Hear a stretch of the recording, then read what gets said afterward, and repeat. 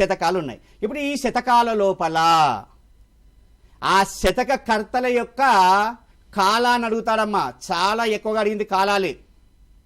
ఓకేనా? పోతన కాలం ఈ క్రింది వారి లోపల 13వ శతాబ్దానికి చెందిన వారు ఎవరు అని అడుగుతాడు. మనము పోతన ఆప్షన్ కనుక ఖచ్చితంగా పోతన పెడతాం. పోతన 13వ శతాబ్దానికి కాదు, 15వ శతాబ్దానికి చెందినవాడు. ఓకేనా?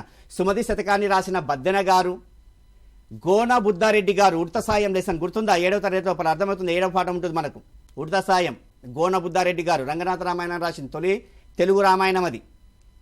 ఆయన కూడా 13వ శతాబ్దానికి చెందినవాడు. కానీ పోతన గారు కాదు, ఆయన 15వ శతాబ్దానికి చెందినవారు. ఇలా కంపేర్ చేసుకుంటూ వెళ్ళాలి. ఈ క్రింది వాటిలో కూడా 17వ శతాబ్దానికి చెందిన వారు ఎవరని అడుగుతారు. ఓకేనా? అలా చూసుకోవాలి. తర్వాత మనకి ఈ కవులను మొత్తం అన్ని చూసుకుంటే, శతకకర్తల్ని చూసుకుంటే మనకి ఇక్కడ 2 విషయాలమ్మా. ఏమంటే కవి శశాంక బిరుదు ఎవరికి ఉంది, కవిరత్నాన్ని ఎవరిని పిలుస్తారు, కవి శిరోమణి అని ఎవరిని పిలుస్తారని చెప్పేసి మనకి ప్రశ్న అడుగుతాడు. విద్వత్ కవి అంటే అలా చెప్పాను. ఆశు కవి కూడా ఒకరున్నారు.